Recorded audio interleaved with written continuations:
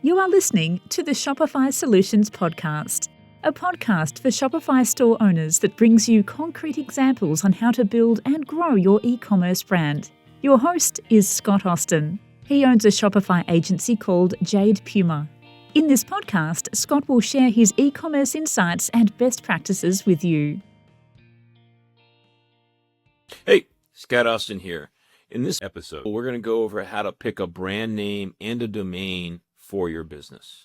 Now, to get started, I want to give you a couple disclaimers. The first one is that I'm going to contradict myself during this episode, and that's because there's no one way to create a brand name or determine a domain. Right? There's no formula, there's no equation we can follow. People will have processes, and if you follow it, you may come up with the best solution for you, but someone else may give you a different process, which also leads to a suitable conclusion. So there's no rules, right? There's a lot of art to this, not so much science. With that said, let's dive into some guidelines that you can think about when creating your brand. And my first advice is to create a brand or a name for your brand as early as you can in your process. I find that putting a name or a brand to your idea brings it to life for you and for other people. Once you put a stake in the ground for the brand name, your idea has now evolved from an idea to an actual business or to a brand. And it has its own identity as you talk about it with your own team and amongst friends and people you may be socializing things with. Now, I'm a big fan of doing research and, just sitting down and trying to absorb as much information as you can about the space that you want to be in or are already in, and understanding your industry. So you want to understand your industry or your niche inside of the industry that you're in and see how people are defining their brands and determining their names. You want to do this to see if there are things that you should be doing because it's just expected by everybody. And you also want to do this so that you don't overlap with somebody and cause confusion or get into legal troubles with trademarks and things like that. A real example is I have a client who sells water filters and supplies for water filters. And I was surprised at how in that industry where he's got a lot of vendors, there were a lot of brands that had K's and V's in their product names. And everything was water something, right? And it was really confusing because all of the things looked kind of similar to one another. And the store owner had said that had happened when a lot of Chinese companies had come in and quickly set up brands to support the products they were rolling out with really not doing a lot of research into, branding and making unique brands. They just copied each other. So there were a lot of K's and V's showing up in the brand names and water.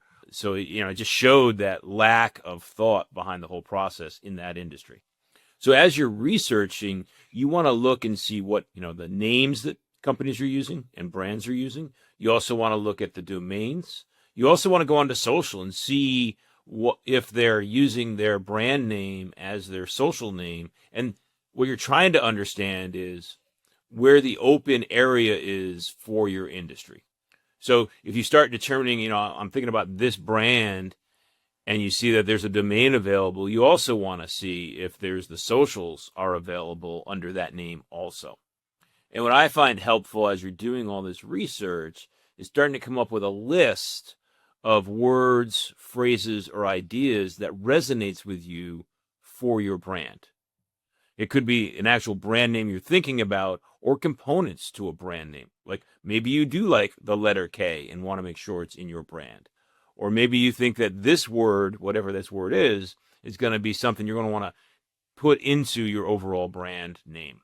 And every mind works differently. Right? For my mind, what works really well is socializing things and getting feedback. I spend a lot of time on my own coming up with ideas.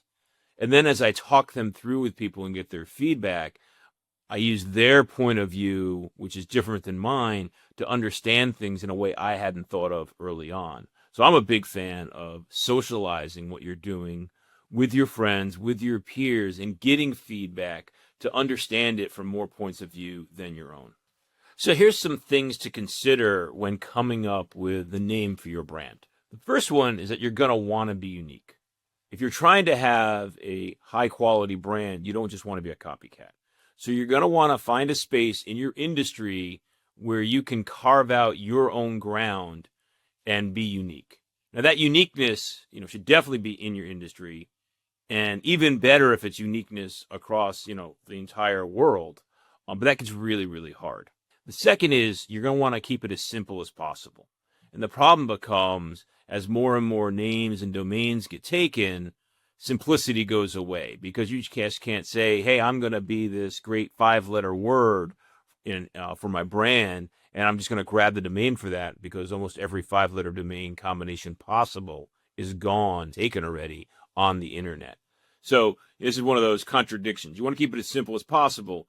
Unfortunately, you can't keep it as simple as desired. Now, your name for your brand can be descriptive or not. That's a choice you get to make. But if you're going to go the descriptive route, my recommendation is don't be too descriptive. For example, let's say I wanted to have named my Jade Puma Shopify agency. Maybe I could have called it, Shopify e-commerce experts or something like that. That's kind of specific. It boxes me in on Shopify if I wanted to expand out to other platforms in the future. But that might be an acceptable, boxing in.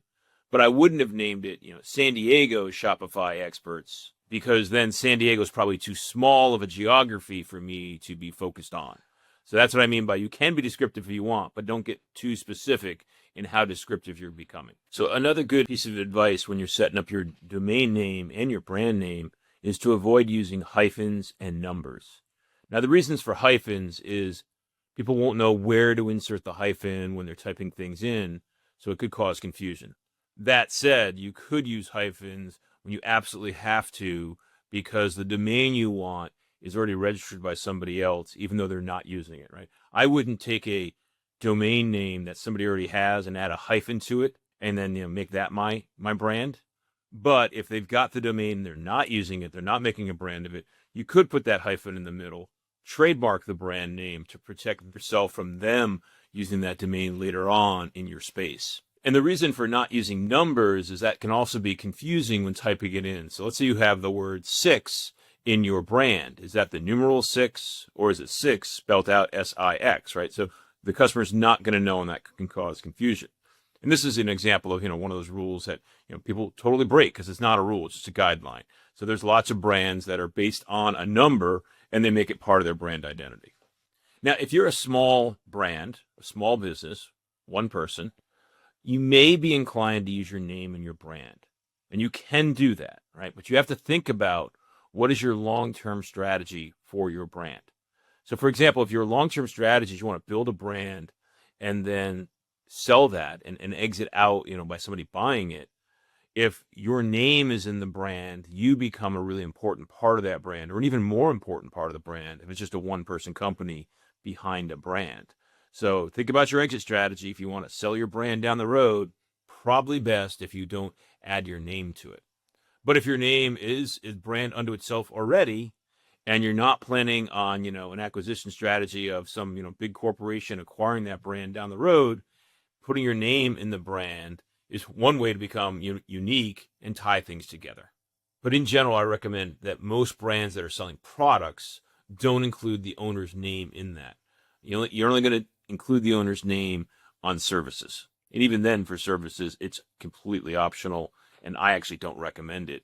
Now, one of the hardest parts about naming your brand is coming up with a domain that matches your brand. It's really easy to come up with ideas for brand names that aren't trademarked, that aren't in use in your geography and in your governmental organization, whether it's states, countries, whatever. But it's much harder to find it where the domain is not taken, because it's completely legal to have a brand name in your industry. That's the same as another brand name, but that's in another industry. So those aren't seen as conflicts. But if that other brand name in that other industry has already secured the domain that you're looking at, then you're blocked out from getting that domain. So a lot of times what we see is the brand will register a domain that's close to the brand name, but not exactly the same. So as you're doing your naming, you're going to want to be looking at constantly domain availability. You're also going to want to do a trademark search while you're nailing down what your name is going to be for your brand. And just like we have this consideration for our domain name, we're also going to look at, can we secure the social handles for our brand If you think it's important for you to be on TikTok or Instagram or Facebook, you're going to want to make sure that you can secure a unique identity on those channels that supports your brand. And you're also going to want to think about the cultural or international impacts of your brand.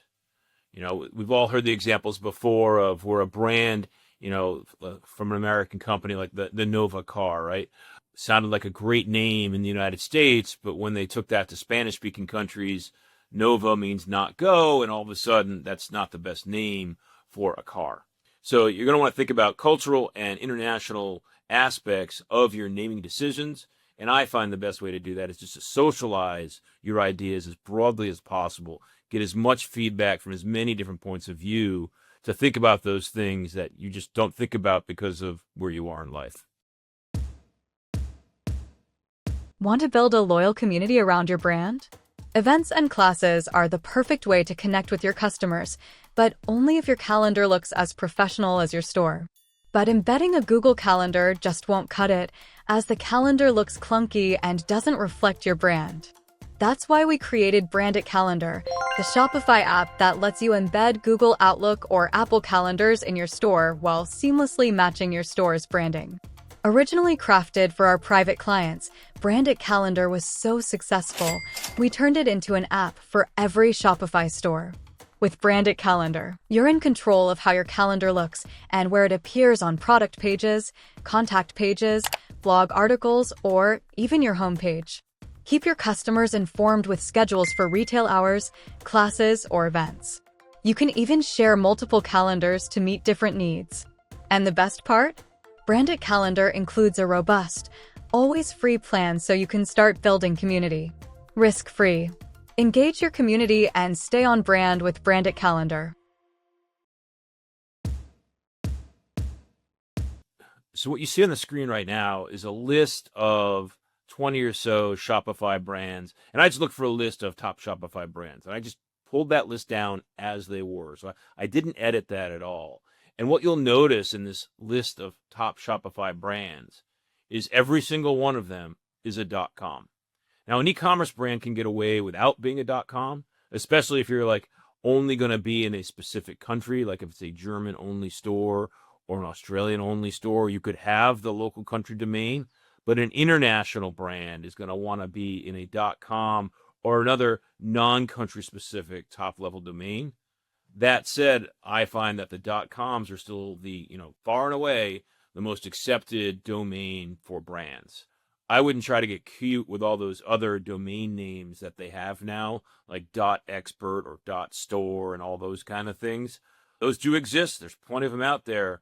But real professional brands, I find, are 99% of the time .coms. Now, on these Shopify stores, they're all .coms. And as you look at them, almost every single one of them, the domain name exactly matches the brand name. The exception to that is Blackstone, where the brand is Blackstone, but the domain name is Blackstone Products. But also remember, these are the top Shopify brands out there. So these brands are making a lot of money and have money to secure buying a domain name to match their brand. Now, when you do lock down your brand name and your domain, what you're going to want to do is take some actions to secure that. And the first step you want to do is to actually register a domain. I recommend just going to GoDaddy and register the domain at GoDaddy. And I recommend GoDaddy because it integrates with lots of other services. Like you can easily connect your GoDaddy domain to your Shopify store more easily than if you had used a different type of domain registrar.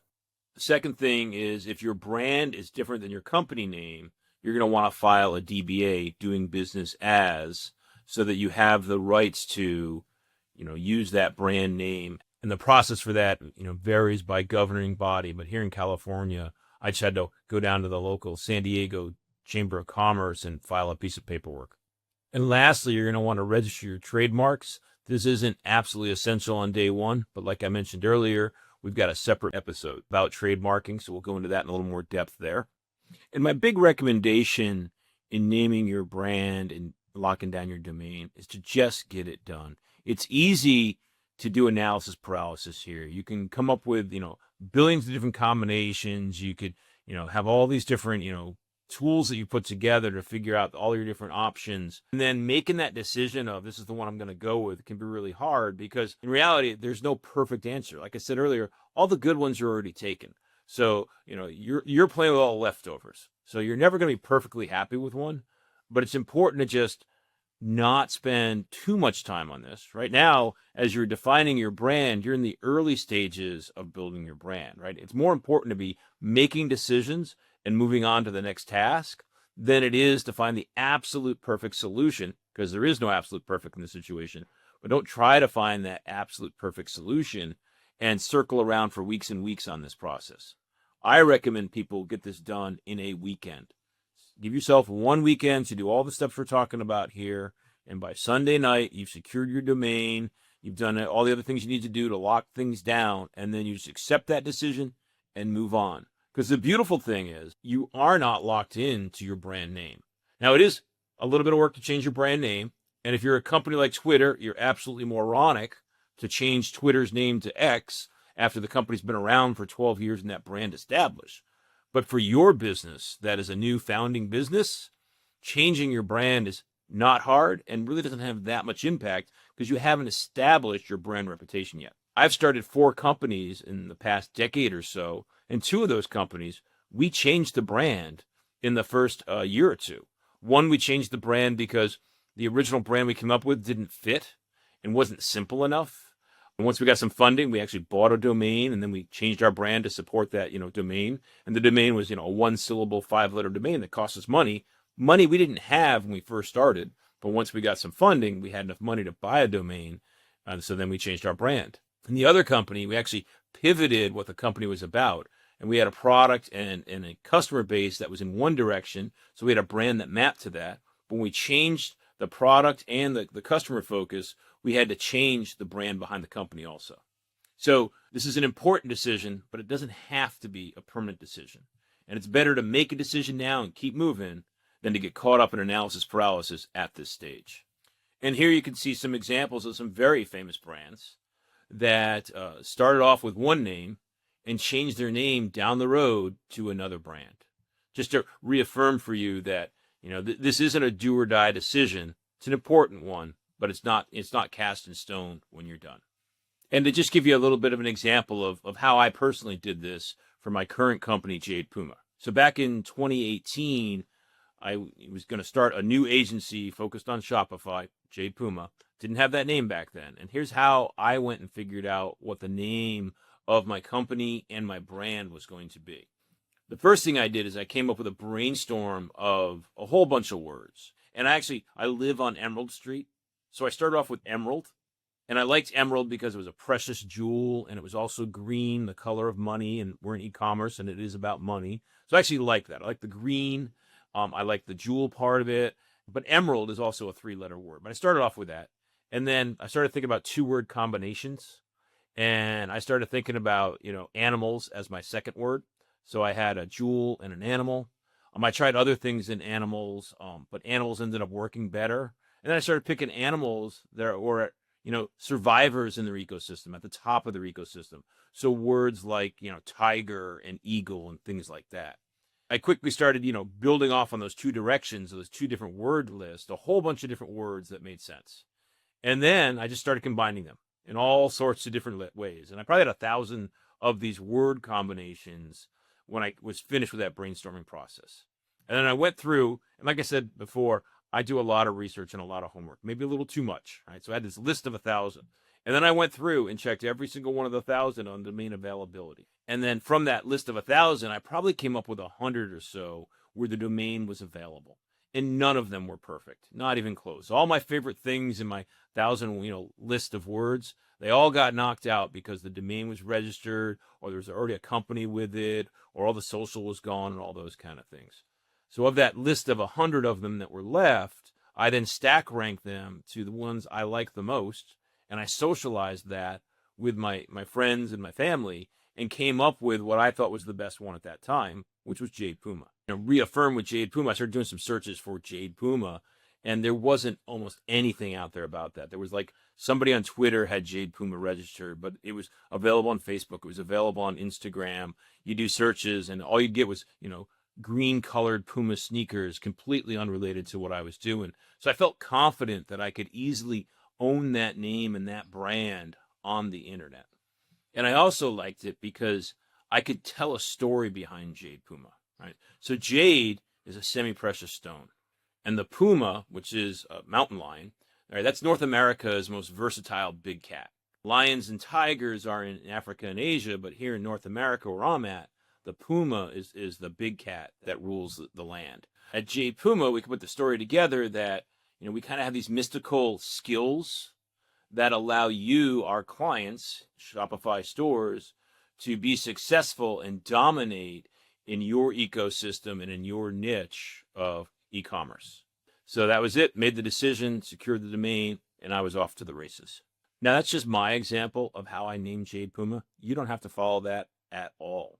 But what you do have to do is put a stake in the ground and determine what the name of your brand and your domain is going to be so that you can be done with that task and start moving forward on to the next task of building your brand. So I wish you luck in locking down the name of your brand and securing that domain and connecting that to your website so we can keep your brand moving forward. Thanks for watching. You've been listening to the Shopify Solutions podcast with Scott Austin. This podcast is brought to you by Jade Puma, a Shopify-focused agency located in San Diego, California. If you like what you heard, please leave a review and subscribe on iTunes or wherever you get your podcasts. If you'd like to work with Scott on your brand, email him at scott@jadepuma.com.